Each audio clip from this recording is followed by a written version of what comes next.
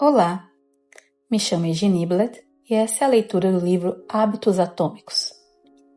Introdução. Minha história.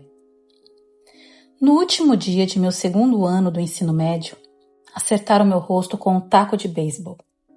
Quando meu colega fez um movimento para pegar impulso para a tacada, o bastão escorregou de suas mãos e veio voando na minha direção até me atingir diretamente entre os olhos. Não tenho lembrança do momento do impacto. O taco estatelou em meu rosto com tanta força que esmagou meu nariz, deixando-o com um bizarro formato de U. A colisão fez com que o tecido mole do meu cérebro chacoalhasse no interior do meu crânio. Imediatamente, uma onda de inchaço surgiu em toda a minha cabeça.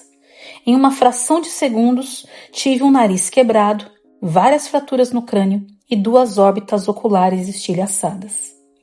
Quando abri os olhos, vi pessoas me encarando e correndo para me ajudar. Olhei para baixo e notei manchas vermelhas nas minhas roupas.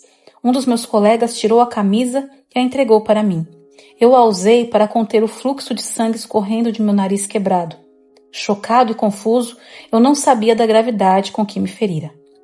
Meu professor passou o braço em volta do meu ombro e começamos a longa caminhada até a enfermaria. Atravessamos o campo, descemos a colina e voltamos à escola. Mãos aleatórias apoiavam meu corpo, me mantendo na vertical. Caminhamos devagar, sem muita pressa. Ninguém percebia que cada minuto importava. Quando chegamos à sala da enfermaria, ela me fez uma série de perguntas. Em que ano estamos? 1998, respondi. Na verdade, era 2002. Quem é o presidente dos Estados Unidos? Bill Clinton, falei. A resposta correta era George W. Bush. Qual é o nome da sua mãe? Eu parei. 10 segundos se passaram.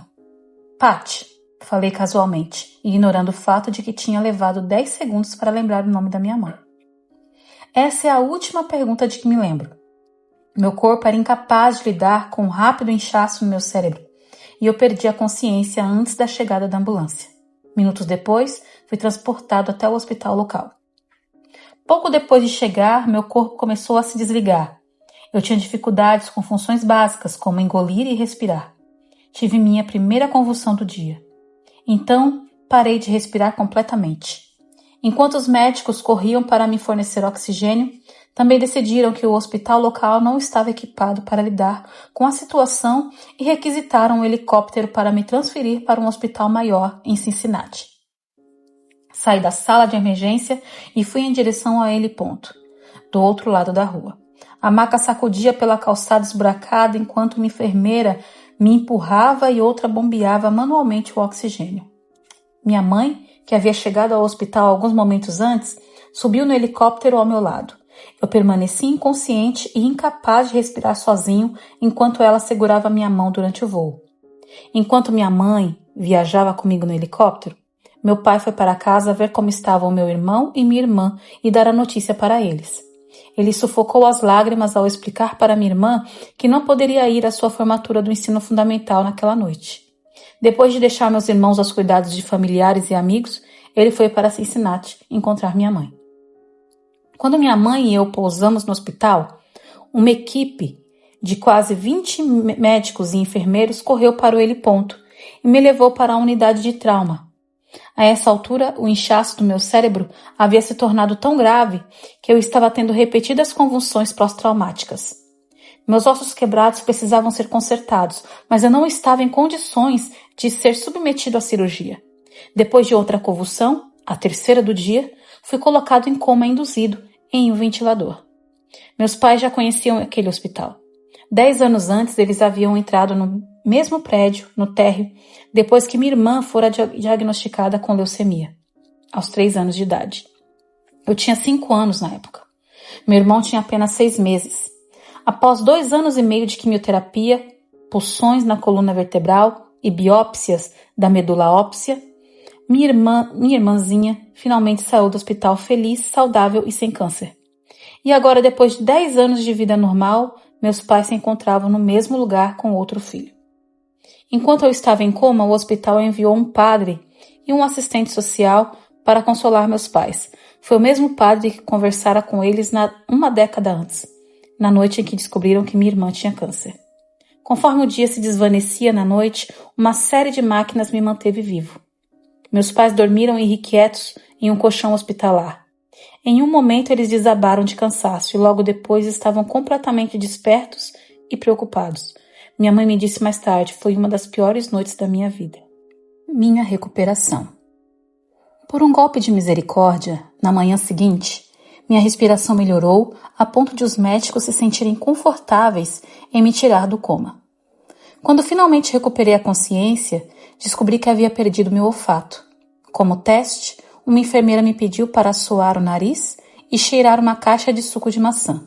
Meu olfato voltou, mas, para surpresa de todos, o ato de assoar o nariz forçou o ar através das fraturas no meu olho e empurrou meu olho esquerdo para fora.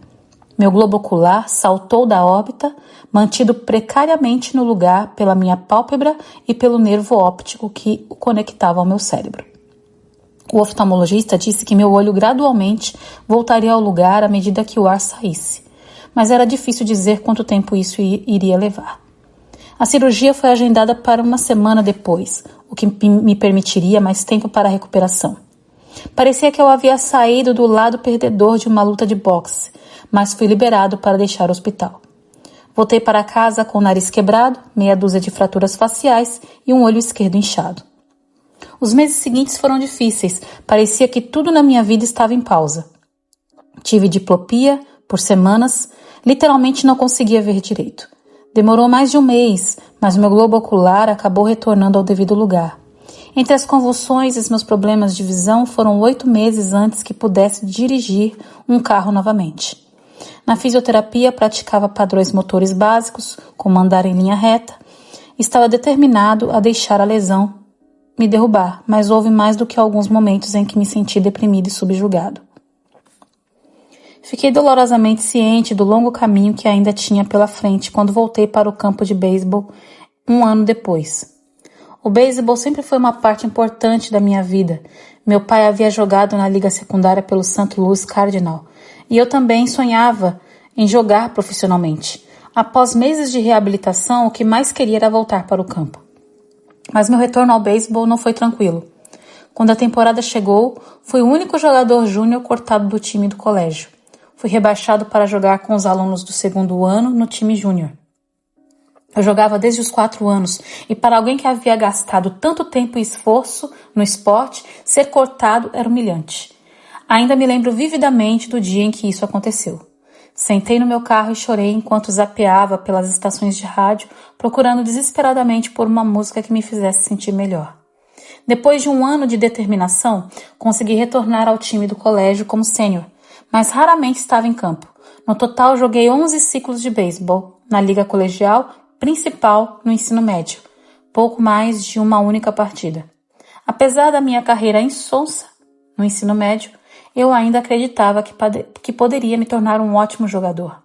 E sabia que para que as coisas melhorassem, era eu quem teria que fazer isso acontecer. A reviravolta veio 2 anos depois da lesão, quando comecei a cursar o ensino superior na Denison University. Era um recomeço e seria lá que eu descobriria o surpreendente poder dos pequenos hábitos. Como aprendi sobre hábitos? Frequentar a Denison University foi uma das melhores decisões da minha vida. Conquistei um bom lugar no time de beisebol e, embora por ser calouro estivesse no final da lista de escalação, fiquei emocionado. Apesar do caos dos meus anos de ensino médio, consegui me tornar um atleta universitário. Eu não seria o titular do time de beisebol tão cedo, então me concentrei em colocar minha vida em ordem. Enquanto meus colegas ficavam acordados até tarde e jogavam videogame, eu construía bons hábitos de sono e ia para a cama cedo todas as noites. No mundo bagunçado de um dormitório de faculdade, fiz questão de manter meu quarto limpo e arrumado. Essas melhorias foram pequenas, mas me deram uma sensação de controle sobre a minha vida. Comecei a me sentir confiante novamente, e essa crescente crença em mim mesmo invadiu a sala de aula enquanto eu aprimorava meus hábitos de estudo e consegui obter notas altas durante meu primeiro ano. Um hábito é uma rotina ou um comportamento que é realizado regularmente, e em muitos casos de modo automático. Conforme cada semestre passava, eu acumulava pequenos, mas consistentes hábitos que acabaram levando a resultados inimagináveis para mim quando comecei. Por exemplo, pela primeira vez em minha vida, criei o hábito de levantar pesos várias vezes por semana. E por anos que se seguiram, meu corpo de 1,93 metros passou de franzinos 77 quilos para esguios 90 quilos. Quando meu segundo ano chegou, ganhei um papel de iniciante na equipe de arremesso. No penúltimo ano, fui eleito capitão da equipe e no fim da temporada, indicado para a equipe de estrelas do ano. Mas somente no último ano que meus hábitos de sono, estudo e treinamento de força realmente começaram a valer a pena. 6 anos depois de eu ter sido atingido no rosto com um taco de beisebol, levado para o hospital e colocado em coma, fui selecionado como o melhor atleta masculino da Denison University e nomeado para a ESPN Academic All-American Team. Uma honra concedida a apenas 33 jogadores em todo o país. Quando me formei, estava listado nos livros de registros da escola em 8 categorias diferentes. Naquele mesmo ano, recebi a maior honraria acadêmica da universidade, a medalha de reitor. Espero que me perdoe se isso soa pretensioso. Para ser honesto, não havia nada de lendário ou histórico em minha carreira atlética. Não cheguei a jogar profissionalmente. No entanto, analisando esses anos em retrospectiva, acredito ter conseguido algo igualmente raro, atingir todo o meu potencial. E acredito que os conceitos desse livro o farão atingir o seu também. Todos nós enfrentamos desafios na vida. Essa lesão foi um dos meus, e a experiência me ensinou uma lição crucial. Mudanças que parecem pequenas e sem importância a princípio terão resultados notáveis se você estiver disposto a persistir nelas por anos. Todos lidamos com contratempos, mas em longo prazo, a qualidade de nossas vidas depende da qualidade de nossos hábitos. Com os mesmos hábitos, você terá os mesmos resultados, mas com melhores hábitos, tudo é possível. Talvez existam pessoas que consigam alcançar um sucesso incrível da noite para o dia. Não conheço ninguém assim e certamente não sou uma delas. Não houve um momento decisivo na minha jornada do coma induzido até a Academic All-America. Houve muitos. Foi uma evolução gradual, uma longa série de pequenas vitórias e pequenas descobertas. A única maneira de eu fazer progresso, a única escolha que eu tinha, era dar pequenos passos. Empreguei essas mesmas estratégias alguns anos depois, quando comecei meu próprio negócio e comecei a trabalhar neste livro. Como e por que escrevi este livro? Em novembro de 2012, comecei a publicar artigos no site jamesclear.com. Durante anos, mantive notas sobre meus experimentos pessoais com hábitos e finalmente estava pronto para compartilhar alguns deles publicamente. Comecei publicando um novo artigo toda segunda e quinta-feira. Em poucos meses, esse simples hábito de escrever levou aos meus primeiros 1.000 assinantes de e-mail e no final de 2013, esse número havia crescido para mais de 30.000 pessoas. Em 2014, minha lista de e-mail aumentou para mais de 100.000 assinantes, o que fez dela uma das newsletters de maior crescimento da internet. Eu me sentia um impostor quando comecei a escrever. 2 anos antes, mas agora eu estava me tornando conhecido como um especialista em hábitos, um novo rótulo que me empolgava, mas também me deixava desconfortável. Nunca havia me considerado um mestre do assunto, mas sim alguém que estava experimentando junto com meus leitores. Em 2015, alcancei 200.000 assinantes de e-mail e assinei um contrato com a Penguin Random House para começar a escrever o livro que você está lendo agora. Como meu público cresceu, o mesmo aconteceu com as minhas oportunidades de negócio. Fui cada vez mais solicitado a palestrar nas melhores empresas sobre ciência da formação de hábitos, mudanças de comportamento e melhoria contínua. Eu me vi proferindo palestras em conferências nos Estados Unidos e na Europa. Em 2016, meus artigos começaram a aparecer regularmente em grandes publicações, como Time, Entrepreneur e Forbes. Para meu espanto, o que eu escrevi foi lido para mais de 8 milhões de pessoas naquele ano. Treinadores da NFL, da NBA e da MLB começaram a ler meu trabalho e a compartilhar com suas equipes. No início de 2017, lancei a Habits Academy, que se tornou a principal plataforma de treinamento para organizações e indivíduos interessados em construir melhores hábitos na vida e no trabalho. Empresas da Fortune 500 e startups em crescimento começaram a inscrever seus líderes e treinar sua equipe. No total, mais de 10 mil líderes, gerentes, treinadores e professores se formaram na Habits Academy. E meu trabalho com eles me ensinou muito sobre o que é necessário para que os hábitos funcionem no mundo real. Ao dar os últimos retoques nesse livro, em 2018 o site jamesclear.com recebia milhões de visitantes por mês e quase 500 mil pessoas assinavam a newsletter semanal por e-mail, um número que estava tão além das minhas expectativas quando comecei que nem sei direito o que pensar sobre isso. Como este livro o beneficiará? Segundo o empresário e investidor naval Ravikant, para escrever um grande livro você deve primeiro se tornar o livro. Meu conhecimento sobre as ideias mencionadas aqui nasceu na minha necessidade de vivenciá-las. Tive que contar com pequenos hábitos para me recuperar da lesão, ficar mais forte no ginásio, ter um alto nível de rendimento em campo, ser escritor, construir um negócio de sucesso e simplesmente me tornar um adulto responsável. Pequenos hábitos me ajudaram a alcançar meu potencial e, considerando que decidiu ler este livro, acho que você também gostaria de alcançar o seu. Nas páginas seguintes, compartilho um plano passo a passo para construir hábitos melhores, não por dias ou semanas, mas por toda a vida. Embora a ciência fundamente tudo o que escrevi, este livro não é um trabalho de pesquisa acadêmica, é um manual de operação.